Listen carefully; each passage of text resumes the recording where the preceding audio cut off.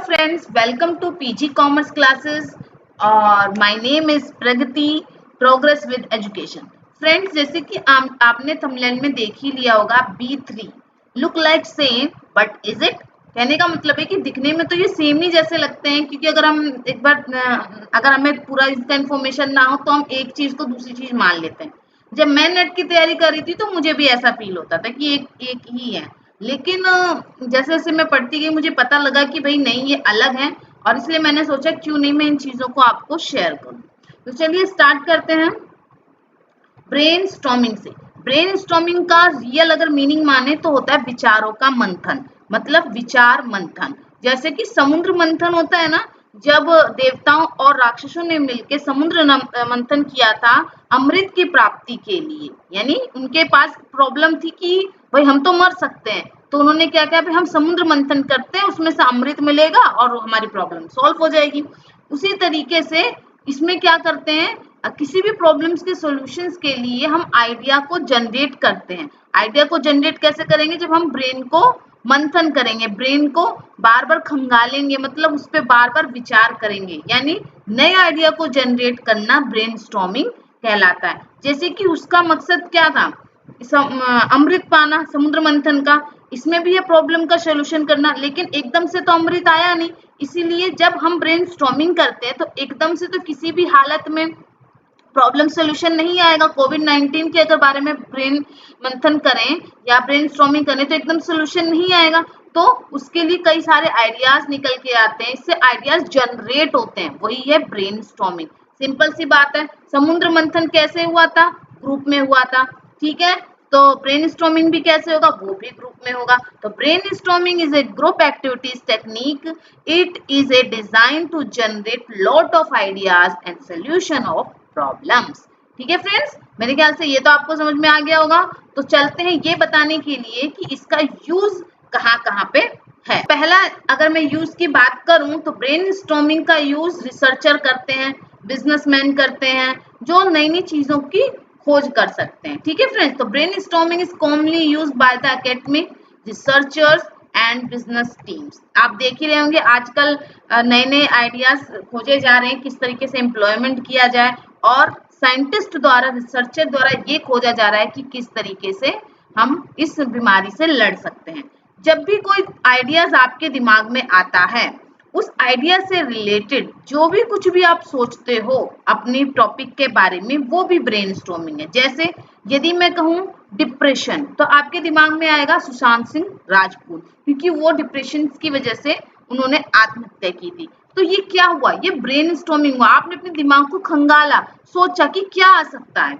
ठीक है फ्रेंड्स, तो चलते हैं फटाफट टाइप ऑफ ब्रेन स्टॉर्मिंग। यहाँ पे 3 टाइप होते हैं, वैसे नॉर्मली तो बहुत होते हैं, लेकिन मेन 3 टाइप होते हैं, जिसमें स्ट्रक्चर ब्रेन, अनस्ट्रक्चर और साइलेंट ब्रेन स्टॉर्मिंग होता है। स्ट्रक्चर्स में क्या होता है कि लाइन टू लाइन, मतलब इस एक पर्टिकुलर टाइम के बाद दूसरे का नंबर आता है, फिर वो अपना, माफ कीजिएगा, अपने विचारों को सबके सामने रखता है। इसमें प्रॉब्लम ये होती है कि सबके पास तो सेम लेवल का विचार होते ही नहीं है, तो अगर जब उसके पास ये टाइम होता है तो उसको कहा जाता है कि बोलिए, तो दोबारा वही बात बोलता है जो वो पहले बोल चुका होता है। तो इस तरीके से क्या होता है कि जिसके पास ज्यादा होते हैं वो कम बोल पाता है, जिसके पास कम होते हैं वो तो बेचारा बोल ही नहीं पाता। दूसरा होता है अनस्ट्रक्चर, इसमें किसी तरह का स्ट्रक्चर नहीं होता, कोई भी कभी भी जाके अपनी विचार को बता सकता है बीच में। लेकिन इसमें प्रॉब्लम क्या होता है, इसमें ये होता है कि जो बेचारे के पास थोड़ा बहुत भी होता है ना बोलने के लिए, वो भी नहीं बोल पाता, क्योंकि कुछ लोगों के पास बहुत ज्यादा विचार होते हैं। आपके फ्रेंड सर्कल में भी ऐसा होता होगा, कुछ लोग बहुत बोलते हैं लेकिन जो बोलना भी चाहते हैं वो उनके सामने नहीं बोल पाते। चलिए अब चलते साइलेंट। इसमें क्या होता है कि इसमें लोग बोल के नहीं देते, पेपर पे अपने पास करते रहते हैं सबको, और उसमें अपने विचार देते रहते हैं। इसमें दिक्कत यही होती है कि ये अच्छा है एक्चुअली, लेकिन इसमें दिक्कत यही होती है कि भाई जब आप बोलते हो ना तो दूसरों की बातें भी सुनते हो, जब दूसरे की बातें सुनते हो तो नए आइडिया ऑटोमेटिक जनरेट होते हैं, तो इसमें ये प्रॉब्लम है। एक अच्छा लीडर वही होता है जो इन तीनों का समरी बना के तीनों का यूज करे जब एक प्रॉब्लम्स का सोल्यूशन निकालना हो। ओके फ्रेंड्स, तो चलते हैं अब हम लोग ब्रेन ड्रेन के ऊपर। ब्रेन ड्रेन क्या है, ब्रेन ड्रेन का अगर मैं हिंदी का मतलब बताऊं तो इसका मतलब होता है पलायन, यानी इंटेलिजेंसी का चले जाना। जब कोई देश के लोग बाहर जाके पढ़ाई करता है या देश में ही रह के देश में पढ़ाई करके बाहर जाके कमाता है, यानी अपनी सेवाएं बाहर देता है, तो उसे कहते हैं ब्रेन ड्रेन। अब कोविड-19 की वजह से सब लोग वापस आ गए हैं, तो इनका मतलब वो जो इंटेलिजेंट लोग थे हमारे देश से बाहर गए थे और एजुकेशन प्रोवाइड मतलब जो भी है वो सुविधाएं उनको प्रोवाइड कर रहे थे। अब कहने का मतलब ये है कि तो ब्रेन ड्रेन के क्या फायदे भी हैं? हाँ, ब्रेन ड्रेन के फायदे भी हैं। देखिए मैं आपको पहले यहाँ पढ़ा देती हूँ, फिर फायदे ही बता देती हूँ। Brain drain can occur either when individual who study abroad, ठीक है, चाहे इंडिविजुअल अब्रॉड में पढ़ाई करे, complete education and do not return their home country, जाता है लेकिन वापस नहीं आता, and when individual educated in their home country, वो होम कंट्री में भी एजुकेटेड होता है, मतलब ये भी हो सकता है कि वो होम कंट्री में ही एजुकेटेड हो, लेकिन हाई वेजेस के कारण वो क्या कहाँ चला जाए, बाहर चला जाए। ठीक है, इसके कई सारे रीजन हो सकते हैं, क्योंकि हमारे देश में इतनी अपॉर्चुनिटी उनको ना दिखाई दे रही हो, या पॉलिटिकल दिक्कतें काफी आती हो, तो ये कारण भी हो सकता है। अब ये प्रॉब्लम आती है कि इसका क्या इफेक्ट हो सकता है। पॉजिटिव इफेक्ट ये हो सकता है, इकोनॉमिक इफेक्ट होता है कि हमारे देश में लोग तो बाहर रहते हैं लेकिन इंडिया में लोग उनके परिवार रहते हैं, तो उससे क्या होता है, वो इकोनॉमिक भेजते हैं, मतलब पैसा भेजते हैं, तो इससे इकोनॉमिक बेनिफिट होता है, नए नए आइडियाज उन्हें मिलते हैं, जो कि इंडिया में थोड़ा मुश्किल हो पाता है। नेगेटिविटी ये है कि हमारे देश में जो स्किल है, अच्छी नॉलेज है, उसकी कमी आने लगती है। हम क्या करते हैं, हमारे फंड का मिसयूज हो जाता है, क्योंकि हमने लगाया अपने देशवासियों पे ताकि वो हम पे काम कर सके, और वो ले जाके बाहर काम करते हैं, ठीक है, तो मिसयूज हो जाता है।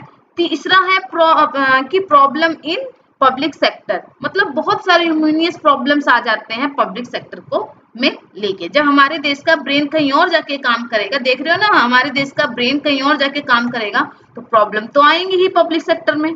चलिए अब नेक्स्ट चलते हैं, जिसका नाम है बिब्लोग्राफी। बिब्लोग्राफी का मतलब होता है लिस्ट ऑफ वर्क, यानी आपने जितना भी काम किया है उसका एक छोटा सा लिस्ट प्रोवाइड कराना, ताकि आप रिसर्च पेपर लिख सको, कोई बुक लिख सको, कोई आर्टिकल्स लिख सको। और ये कहाँ मिलता है, ये मिलता है बुक्स की एंड में, आर्टिकल्स या रिसर्च पेपर के एंड में, ठीक है।